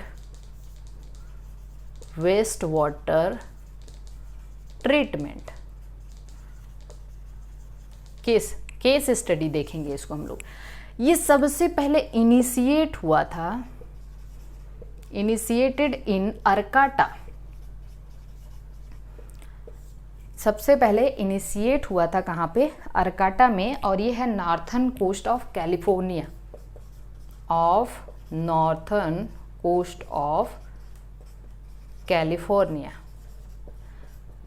California के जो नॉर्थर्न कोस्ट है वहाँ पे एक गांव है, एक टाउन है, उसका नाम है अरकाटा। सबसे पहले ये वहाँ पे वेस्ट वाटर इंटीग्रेशन का जो ट्रीटमेंट वाली जो प्रोसेस है, सबसे पहले वहाँ पे उन लोगों ने इनिशिएट किया था। इन लोगों ने क्या किया, इन लोगों ने दो चीज़ें की, आप इस चीज़ को समझना। पहली चीज़ तो इन्होंने क्या किया, जो भी पोल्यूटेड वाटर है उसका आप क्या कर दीजिए, उसका आप सेडिमेंटेशन करवा दीजिए, फिल्ट्रेशन कर सकते हैं, और क्लोरीन ट्रीटमेंट कर सकते हैं, क्योंकि आपको पता है वाटर प्यूरिफाई करने के लिए क्लोरीन ट्रीटमेंट। सेडिमेंटेशन का मतलब ये है कि जैसे मान लीजिए यहाँ पे आपने सीवेज डाला, तो सीवेज में मतलब जो भी वाटर बॉडी में जो चीज़ें सेडिमेंट हो सकती हैं, जो जिनका आपका जैसे वेट ज़्यादा है, तो वो क्या हो जाएंगी, यहाँ सेडिमेंट हो जाएंगी। जो भी आपके वो पार्टिकल होंगे, स्टोन वगैरह होंगे, वो सेडिमेंट करा दो, उसको नीचे से निकाल दो। जो फिल्टर हो रही हैं, मतलब जो तैर रही हैं, चप्पल जूता वगैरह तैरेंगे ही ना, तो उनको क्या करो, आप ऊपर से निकाल लो, फिल्टर कर दो, और उसके बाद वाटर को क्लोरीन ट्रीटमेंट दे दो। तो पहला चीज़ तो ये था। दूसरा इन्होंने क्या किया, दूसरा बड़ा इंपॉर्टेंट, इन्होंने 60 हेक्टेयर जगह में इन्होंने क्या बनाया, एक मार्शलैंड बनाया। ये सारी चीज़ें देखिए केस स्टडी में दिया हुआ है, सब आप अच्छे से समझना है। जिसमें इस मार्शलैंड में 6 कनेक्टेड मार्सेस, 6 मार्स बनाए इन्होंने। 6 मार्स तो आप लोग समझते हैं दलदल टाइप से होता है। 6 मार्स का इन्होंने एक मार्शलैंड बनाया, और अब ये 6 आपस में क्या है, कनेक्टेड हैं, एक दूसरे से कनेक्टेड हैं, सेल्फ सस्टेनेबल हैं। सेल्फ सस्टेनेबल का मतलब मैंने बहुत पहले आपको बता दिया है कि जिसमें आपको बाहर से कुछ भी नहीं करना है। यहाँ पे इन्होंने क्या उगा दिया, एल्गी, प्लांट्स, फंजाई, ठीक है ना, और इसके अलावा बैक्टीरिया सब उगा दिया, इनमें उगा दिया भाई। चलो ठीक है, यहाँ से पानी निकला, यहाँ से पानी गया और ये क्या कर रहे हैं, माइक्रो ऑर्गेनिज्म जो भी आपके सीवेज हैं उनकी पोटेंशियल को कम कर रहे हैं। फिर इसमें से आया इसमें, इसमें से आया इसमें, इस तरीके से जो है एक मार्सलैंड इन लोगों ने बनाया और वाटर जो वेस्ट वाटर है उसके ट्रीटमेंट को ये प्रमोट कर रहे हैं। वहाँ पे एक इन लोगों ने सिटीजन का ग्रुप बनाया, उसको हम लोग कहते हैं friends of Arcata marshes. Friends of Arcata marsh, friends of Arcata marsh, foam याद रखना है, एग्जाम में क्वेश्चन आप एक्सपेक्ट कर सकते हैं। तो बहुत सिंपल है कि इन्होंने क्या करा, इन लोगों ने 6 मार्स। अब देखिए marshes also include sanctuaries, marshes also include sanctuaries, यहाँ पे इन लोगों ने सेंचुरीज भी बनाया, सेंचुरीज भी थी, उसमें बर्ड्स एनिमल सब पूरी तरह से उसकी केयर की जाती है। तो जो फ्रेंड्स ऑफ अरकाटा मार्स है ये सिटीजन का ग्रुप है जो उसकी देखभाल कर रहा है, जो वो मार्सलैंड है उसकी देखभाल करता है। तो ये सारी चीज़ें आप यहाँ पे अच्छे से समझ सकते हैं। अब हम लोग अगला पढ़ेंगे कि चलिए ठीक है, इस तरीके से जो है हम लोग ये सारी चीज़ें आपको वाटर, जो भी वाटर वेस्ट जो है डोमेस्टिक सीवेज को आप क्या कर सकते हैं, वाटर बॉडी को पोल्यूटेड होने से बचा सकते हैं। इसके अलावा कुछ और चीज़ें हैं जो कई सारे देशों में, कई सारे शहरों में इम्प्लीमेंट हो रही हैं। इसका नाम है इकोसैन। इकोसैन क्या है, आपको तो ये अच्छे से पता होगा कि जो भी मतलब रिमूवल ऑफ वेस्ट को रिमूव करने के लिए वाटर की ज़रूरत होती ही होती है। ठीक है, जो इकोसैन है that is the ecological sanitization, ecological sanitization. ठीक है ना, इकोलॉजिकल सैनिटाइजेशन का मतलब ये है, this promote actually dry composting. Dry composting का मतलब ये है, ये इकोसैन टॉयलेट्स वगैरह बनाए जाते हैं बहुत सारी जगहों पे। इकोसैन टॉयलेट्स जैसे आपके, ये क्वेश्चन आप पक्का आएगा एग्ज़ाम में, आपको ध्यान देना है। केरला हुआ, ठीक है, और श्रीलंका वगैरह हुआ, वहाँ पे इकोसैन टॉयलेट्स बनाए गए हैं। केरला हो गया आपके, श्रीलंका हो गया, वहाँ पे इकोसैन टॉयलेट्स का यूज़ किया जाता है। उसमें होता क्या है कि जैसे मान लीजिए कोई भी टॉयलेट है, वहाँ पे जो आपके मान लीजिए दिस इज़ द टॉयलेट, और यहाँ पे जो एक्सक्रीटरी प्रोडक्ट होते हैं उनको रिमूव अलग किया जाता है, ऐसा मतलब मैनेजमेंट होता है, और जो वाटर वाला जो सिस्टम है वो अलग होता है। मतलब जो अब एक्सक्रीटा होते हैं वो अलग रिमूव होते हैं, वाटर जो है वो अलग रिमूव होता है, जिसकी वजह से ये एक्सक्रीटा जो है इसको आप क्या कर सकते हैं, क्या फर्टिलाइज़र के तौर पे यूज़ कर सकते हैं, फर्टिलाइज़र के तौर पे यूज़ कर सकते हैं। तो इसको कहा जाता है इकोसैन टॉयलेट्स। ठीक है, तो इस तरीके से आप वाटर बॉडी को पोल्यूटेड होने से बचा सकते हैं। आइए अगली चीज़ हमें पढ़ना है, that is the solid wastage. अगली चीज़ हमें पढ़ना है सॉलिड वेस्ट। देखिए, क्योंकि मैं हर एक चीज़ कवर कर रही हूँ तो आपको थोड़ा सा टाइम देना पड़ेगा। मतलब हम पूरी कोशिश कर रहे हैं कि आपका ये जो चैप्टर है अच्छे से तैयार हो जाए, ताकि कोई भी पॉइंट छूटने ना पाए। सॉलिड वेस्ट क्या है, जितने भी everything that goes in trash, कूड़ा कचरा, everything that goes into trash, उसको हम लोग क्या कहते हैं, सॉलिड वेस्ट। अब सॉलिड वेस्ट भाई बहुत बड़ा पॉल्यूटेंट है ना, तो उसको रिमूव करने के लिए क्या किया जा सकता है, ढेर सारी प्रोसेस है। मैं कुछ आपको प्रोसेस यहाँ पे जो आपके एनसीईआरटी में दिया हुआ है उसको मैं बता रही हूँ। पहली चीज़ तो आप उसको बर्न करिए, बर्निंग फर्स्ट प्रोसेस है। दूसरी प्रोसेस है sanitary land filling, sanitary land filling. अब यहाँ पे हम 2-3 चीज़ें आपको बताने जा रहे हैं। बर्निंग, जो भी आपके घर से कूड़ा कचरा, हॉस्पिटल, स्कूल, जहाँ से भी ये कूड़ा कचरा निकल रहा है, ट्रेस निकल रहा है, उसको या तो आप बर्न कर दीजिए। बर्निंग ज़्यादा इफ़ेक्टिव नहीं है क्योंकि अनबर्न चीज़ें रह जाती हैं, ठीक है, अनबर्नड रह जाती हैं, वो भी एक तरीके का पोल्यूटेंट है। सैनिटरी लैंड फिलिंग का मतलब क्या है, आप कहीं दूर जाइए पहाड़ों के आसपास या कुछ कहीं ऐसी जगह, उसको आप लैंड फिलिंग का मतलब है गड्ढा खोदिए और उसमें कूड़ा कचरा जो है डाल दीजिए, सैनिटरी लैंड फिलिंग। लेकिन यहाँ भी एक प्रॉब्लम है, प्रॉब्लम इज दिस कि यहाँ पे कूड़े जो है seepage, danger of seepage of chemical, seepage का खतरा रहता है। सीपेज का मतलब है रिसाव, आपने जो भी वहाँ पे कूड़ा कचरा डाला वहाँ से केमिकल रिस सकता है, उसका खतरा रहता है। तो these two are not the permanent treatment, permanent treatment ये नहीं है। तो परमानेंट ट्रीटमेंट एक्चुअली है क्या, permanent treatment is the recycling. Actually recycling, किसी भी चीज़ की आप रिसाइकलिंग कर दीजिए। रिसाइकलिंग का मतलब जो भी आपके बायोडिग्रेडेबल, नॉन बायोडिग्रेडेबल चीज़ें हैं उनको आप रिसाइकल करिए। सॉलिड वेस्ट के साथ साथ एक और चीज़ आता है ई वेस्ट। ई वेस्ट का मतलब होता है इलेक्ट्रॉनिक वेस्ट। इलेक्ट्रॉनिक वेस्ट का मतलब है आपके जितने भी इररिपेयरेबल इलेक्ट्रॉनिक गुड्स हैं जिसको आप रिपेयर नहीं कर सकते हो, उनको भी आप क्या करिए, या तो इंसिनरेट कर देते हो, इंसिनरेट करने का मतलब उसको जला देते हो, या तो फिर आप लैंड फिलिंग करते हो। जो डेवलप्ड कंट्रीज होती हैं, डेवलप्ड कंट्रीज, वो अपने ई वेस्ट को डेवलपिंग कंट्री को एक्सपोर्ट कर देती हैं। Developing country like China, India, Pakistan, यहाँ पे जो हम क्या करते हैं, डेवलप्ड कंट्रीज से उनके ई वेस्ट को मंगा के उसको फिर से क्या करते हैं, रिपेयर करते हैं।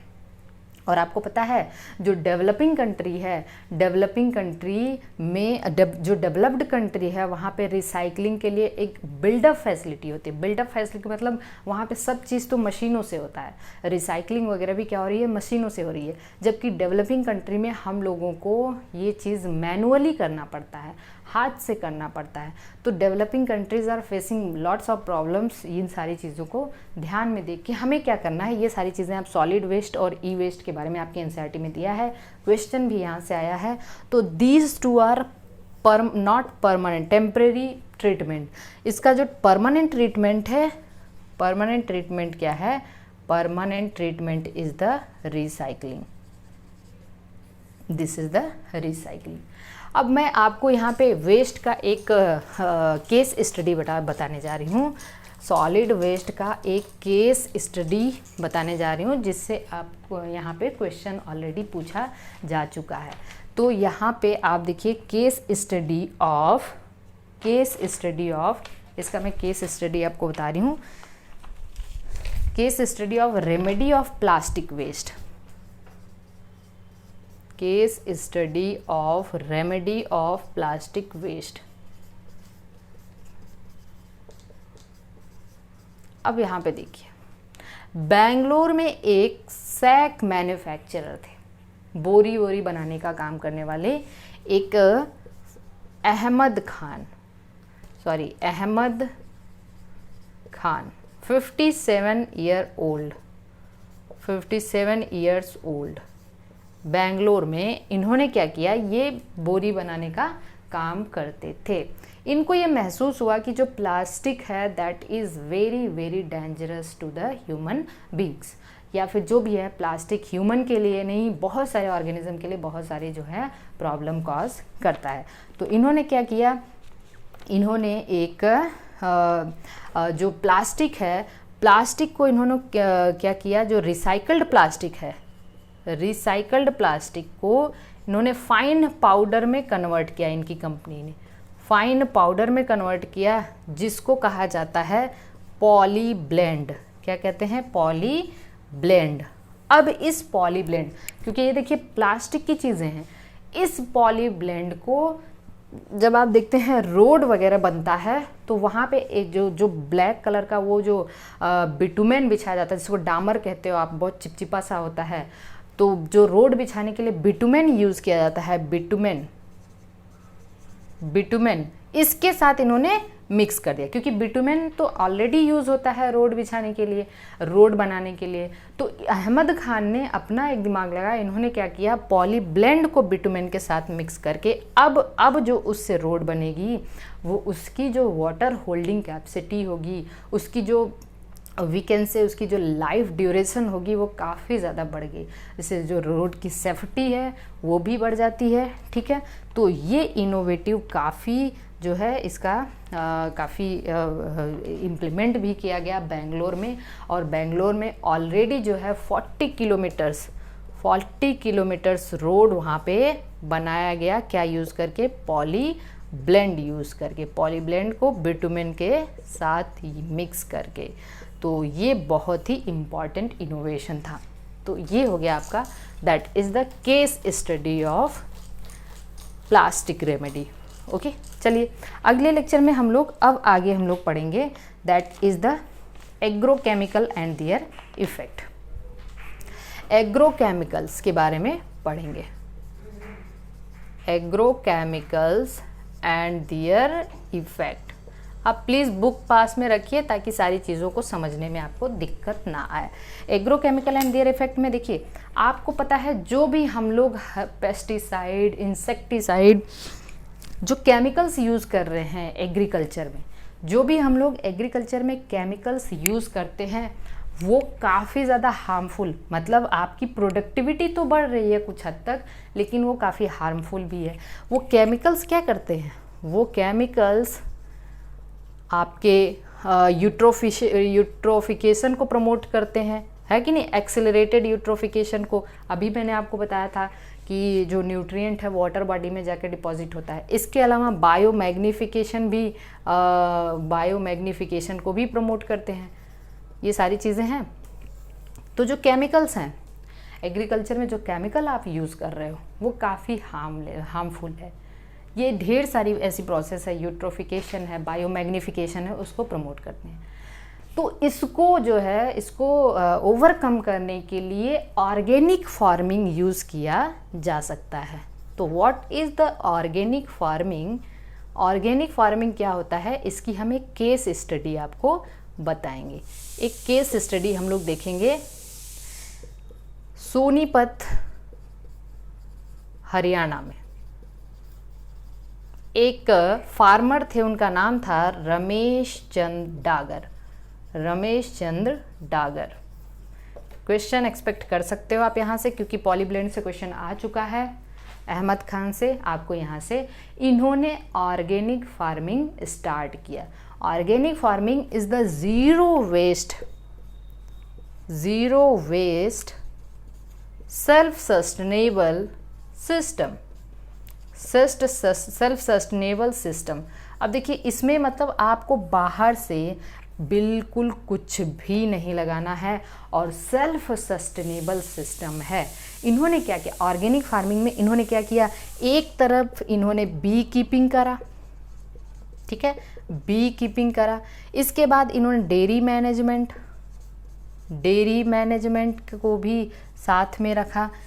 कैटल मैनेजमेंट मतलब पशुपालन भी किया इन्होंने, मैनेजमेंट, ठीक है। इसके अलावा इन्होंने वाटर हार्वेस्टिंग सिस्टम भी लगाया, वाटर हार्वेस्टिंग सिस्टम, कंपोस्टिंग मतलब खाद वगैरह बनाने वाली जो प्रोसेस है। इसके अलावा इन्होंने क्या किया, आपका जो है ये हम कह सकते हैं एग्रीकल्चर को भी साथ में किया। मतलब इतने सारी चीज़ें एक साथ, एक का वेस्ट, एक जो प्रोसेस है, एक जो सिस्टम है, उसका वेस्ट जो है वो दूसरे सिस्टम के लिए मैन्योर का काम करता है, खाद का काम करता है। कहने का मतलब, जैसे मान लीजिए आपका ये जो कैटल से जो आपके वेस्ट आए, डंग वगैरह आए, वो एग्रीकल्चर के लिए यूज़ हो गए, ठीक है ना। इसके अलावा ढेर सारी ऐसी चीज़ें हैं जो मतलब ये सारे के सारे सिस्टम एक दूसरे से क्या हैं, कनेक्टेड हैं। मैन्यूअर आपकी जो है वो लाइटनिंग वगैरह के लिए भी काम आ रहे हैं। तो ये हर एक चीज़ जो है एक दूसरे से क्या है, कनेक्टेड है। एग्रीकल्चर से जो घास फूस निकल रहा है वो कैटल के चारे के लिए काम आ रहा है। तो ये सेल्फ सस्टेनेबल सिस्टम, और इनके इस व्यवस्था को देख के वहाँ पे हरियाणा वेलफेयर, एक जो है हरियाणा किसान वेलफेयर क्लब शुरू किया गया।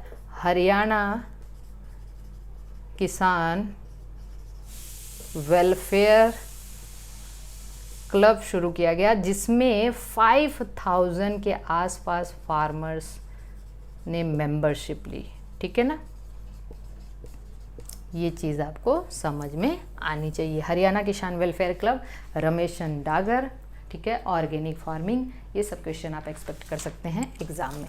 तो अब चलिए अगली चीज़ है हम लोग पढ़ेंगे what is the green house effect and global warming. तो ये सब चीज़ें अब आपको पढ़ना होगा। Green house effect and global warming, green house effect and global warming. तो पहली चीज़ हम लोग देखते हैं ग्रीन हाउस इफेक्ट क्या है।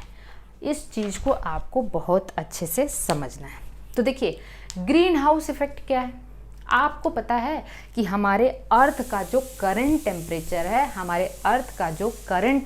है, वो 50, हमारी अर्थ की जो सरफेस है, अर्थ का जो एटमॉस्फेयर है वो गर्म है थोड़ा, वो 15 डिग्री सेंटीग्रेड के आसपास है। अगर ग्रीन हाउस इफेक्ट नहीं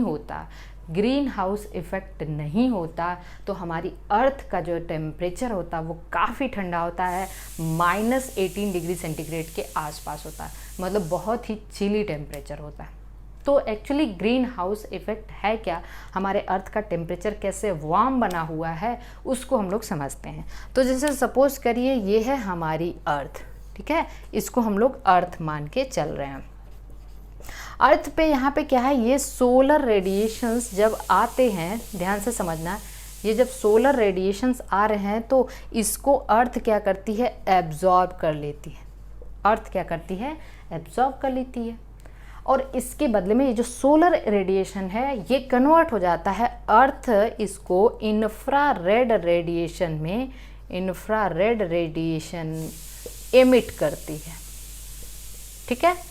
ये इंफ्रा मतलब इसने एब्जॉर्ब किया सोलर रेडिएशन, ठीक है, इसके बदले में इसने एमिट क्या किया, इंफ्रारेड रेडिएशन। लेकिन ये जो इंफ्रारेड रेडिएशन है ये आपके एटमॉस्फेयर में नहीं जा पाता, मतलब ये आपका अपर एटमॉस्फेयर में नहीं जा पाता। वहाँ पे इसका कुछ पार्ट जो आपके क्लाउड्स हैं और जो आपकी गैसेस हैं, गैसेस में important gases carbon dioxide, methane, ये सब जो गैसेस हैं ये इसको क्या कर लेती हैं, एब्जॉर्ब कर लेती हैं। उसके बदले में ये गैसेस इंफ्रारेड रेडिएशन एब्जॉर्ब करके ये हीट एनर्जी एमिट करती है। क्या करती हैं, हीट एनर्जी एमिट करती हैं, जो वापस से फिर से अर्थ पे आके स्ट्राइक होती है, जिससे धरती हमारी क्या होती है, गर्म रहती है।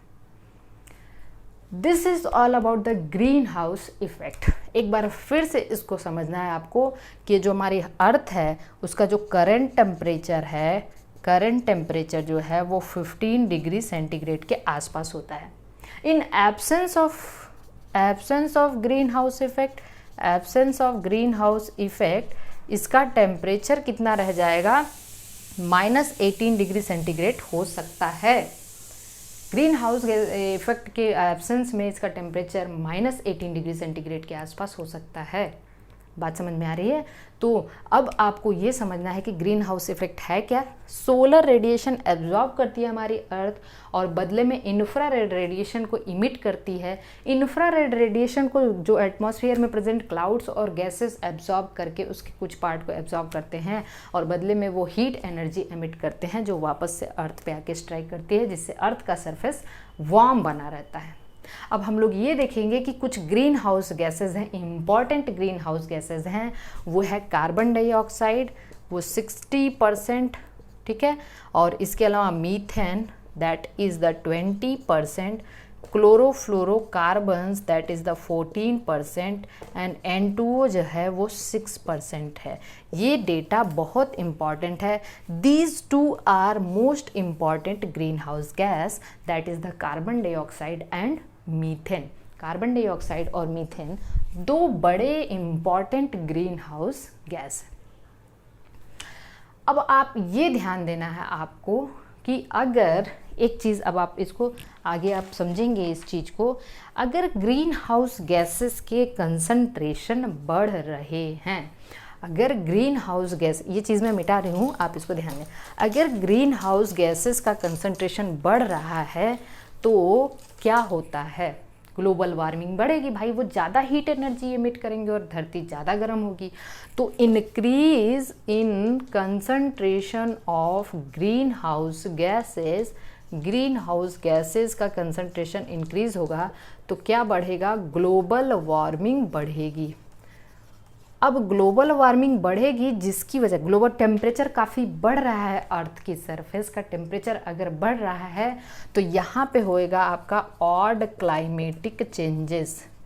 हर एक लाइन एक क्वेश्चन है, क्लाइमेटिक चेंजेस होएगा जिसको हम लोग कहते हैं El Nino effect. For example, एक एग्जाम्पल ले लेते हैं हम लोग एल नीनो इफेक्ट का, ऑड क्लाइमेटिक चेंज में एक एग्जाम्पल हम लोग ले लेते हैं एल नीनो इफेक्ट का। एल नीनो इफेक्ट ये है कि जब ग्लोबल वार्मिंग बढ़ती है तो जो कोस्टल एरिया, जो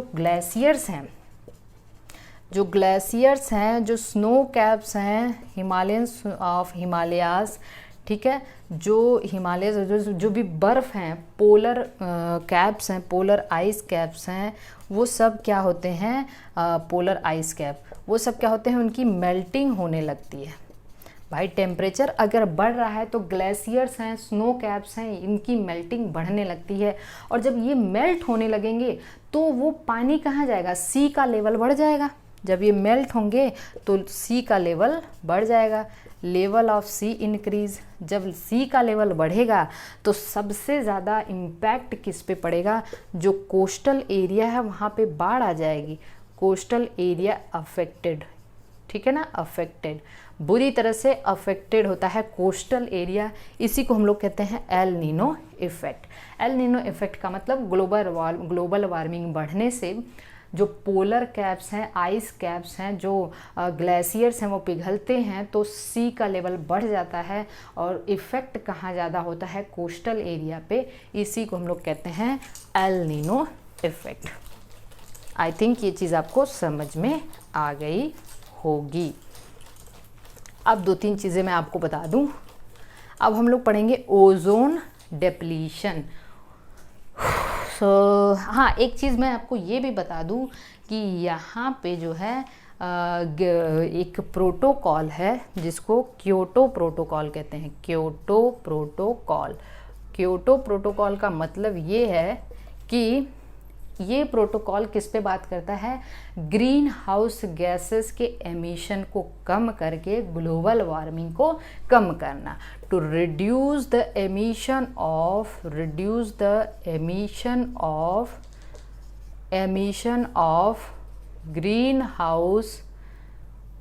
green house gases and global warming. तो ये है आपका क्योटो प्रोटोकॉल। क्योटो प्रोटोकॉल, यहाँ तक बात समझ में आ चुकी है। अब हम लोग अगला टॉपिक जो पढ़ने जा रहे हैं that is the ozone depletion. Ozone depletion, ozone depletion. सबसे पहली चीज़ तो ये है कि जो हमारी ओजोन गैस है, ozone gas that is represented by O3, ये आपकी 2 जगह प्रेजेंट होती है। एक तो हमारे ट्रोपोस्फियर्स में ये प्रेजेंट होती है, ट्रोपोस्फियर, और दूसरा ये स्ट्रेटोस्फियर में प्रेजेंट होती है। तो देखिए ट्रोपोस्फियर, देखिए होता क्या है, हमारा जो एटमॉस्फियर है वो कई लेवल में डिवाइड होता है। सबसे नीचे 5-7 किलोमीटर के रेंज में जो अर्थ से है वो ट्रोपोस्फियर है, उसके बाद स्ट्रेटोस्फियर है, फिर मीजोस्फियर है, फिर आयनोस्फियर है। इस तरीके से हमारा एटमॉस्फियर डिवाइडेड है, ठीक है ना। तो जो ट्रोपोस्फियर है, यहाँ पे जो ओजोन होती है उसको हम लोग कहते हैं बैड ओजोन, क्योंकि इसकी हमें ज़रूरत ही नहीं है, ये हमें हमारे स्किन को डैमेज करता है।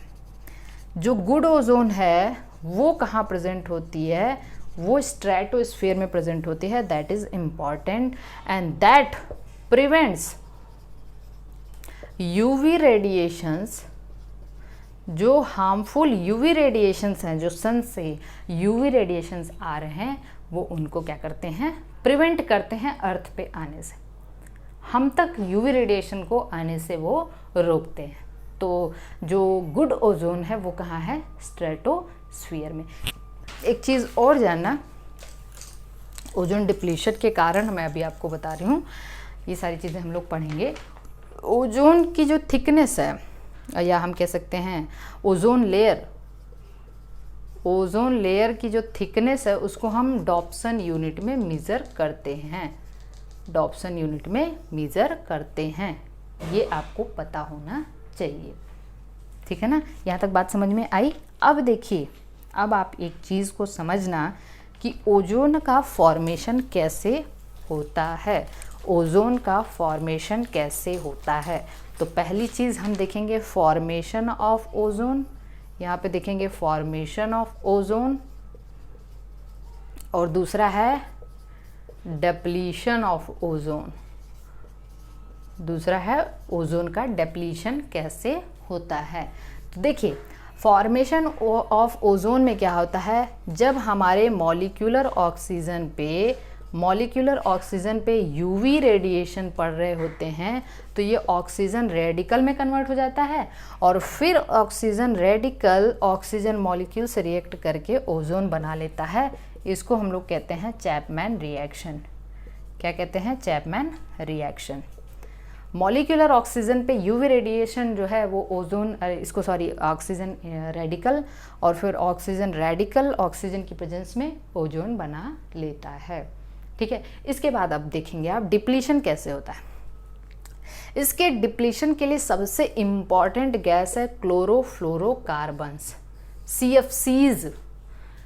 ओजोन डिप्लीशन के लिए जो मेन इम्पॉर्टेंट गैस है that is the CFCs।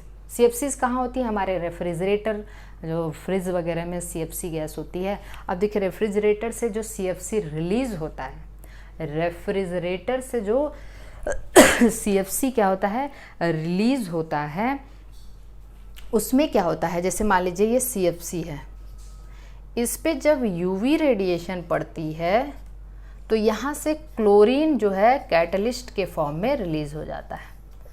Chlorine catalyst के फॉर्म, क्लोरोफ्लोरोकार्बन है ना, ये क्लोरोफ्लोरोकार्बन है, तो इस पे यूवी रेडिएशन पड़ता है तो क्लोरीन कैटलिस्ट के फॉर्म में रिलीज हो जाता है।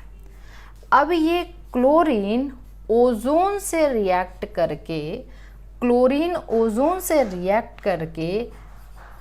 ऑक्साइड और मॉलिक्यूलर ऑक्सीजन बना लेता है। फिर ये क्लोरीन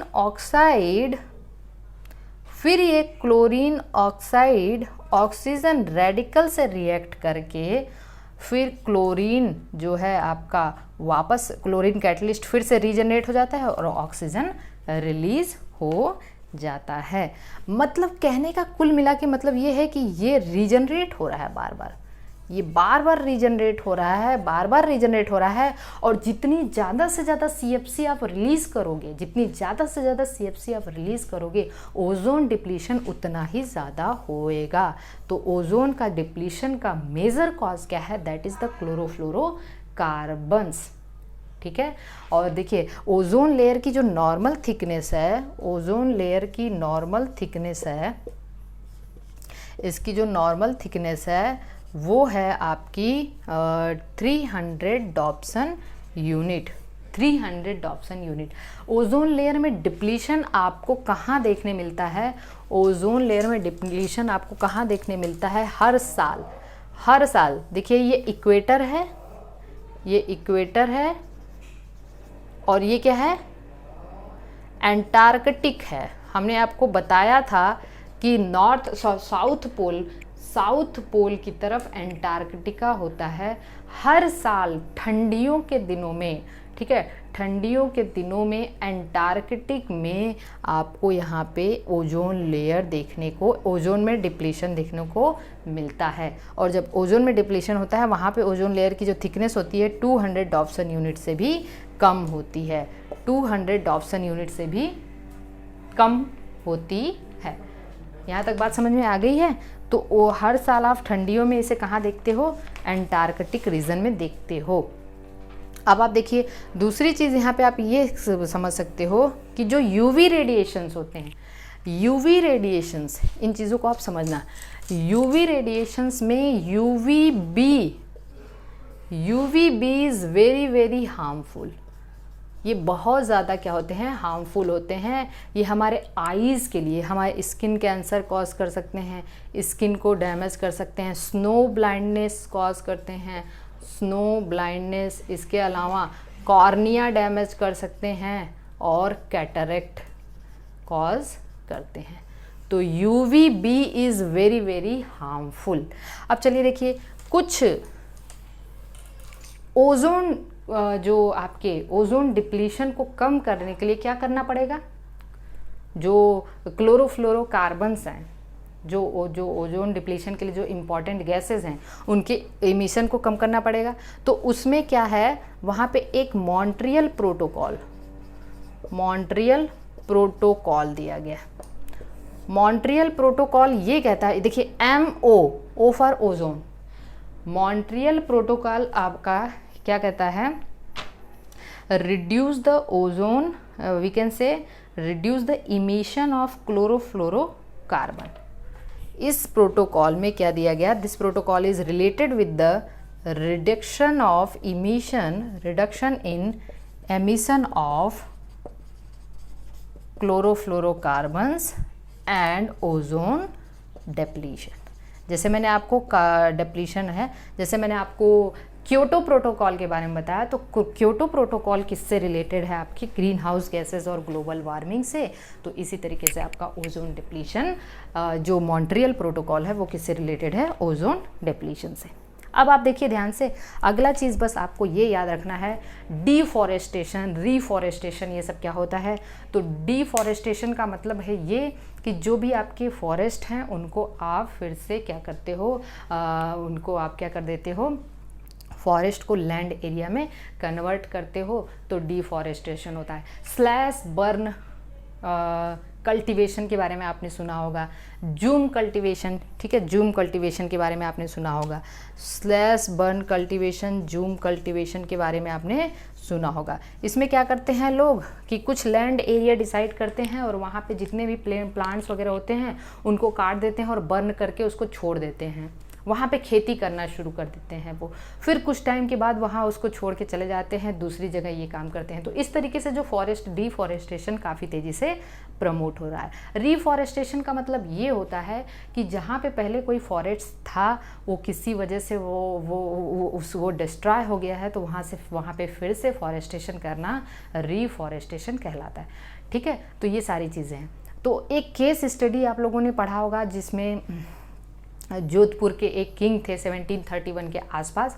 उन्होंने क्या किया, उनको महल बनवाना था, अपना नया किला बनवाना था, तो उन्होंने अपने सैनिकों को आदेश दिया कि जाइए कुछ अच्छी लकड़ियाँ लेके आइए।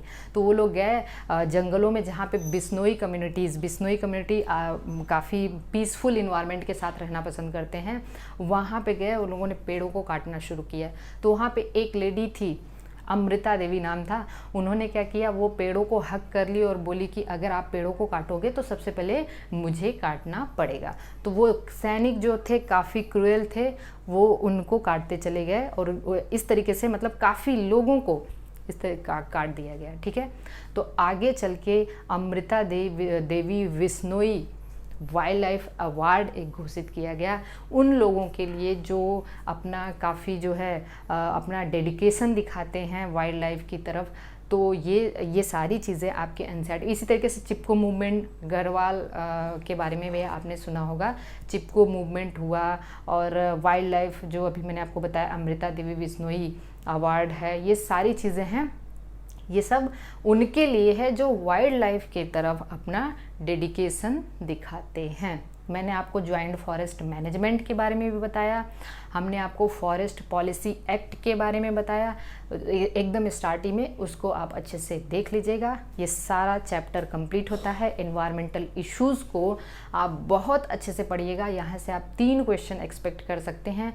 पूरी इकोलॉजी से आप 8 से 10 क्वेश्चन एक्सपेक्ट कर सकते हैं और मेरे ख्याल से 2, 3, 4, 5, 5, 5.5 घंटे में मैंने ये पूरी इकोलॉजी हो सकता है 6 घंटे लग गया हो, पूरी इकोलॉजी ख़त्म कर दिया है। आप 6 घंटे अगर अपना टाइम देते हैं 2-2 घंटे करके, तो आप ये यहाँ से आराम से 8 से 10 क्वेश्चन सॉल्व कर सकते हैं। अगले टॉपिक में हम लोग आगे कुछ नया यूनिट पढ़ेंगे। तो अब मैं यहीं पे इसको ख़त्म करती हूँ। नेक्स्ट जो शायद हो सकता है मैं जेनेटिक्स स्टार्ट करूँ, तो अगले लेक्चर में हम लोग जेनेटिक्स पढ़ेंगे।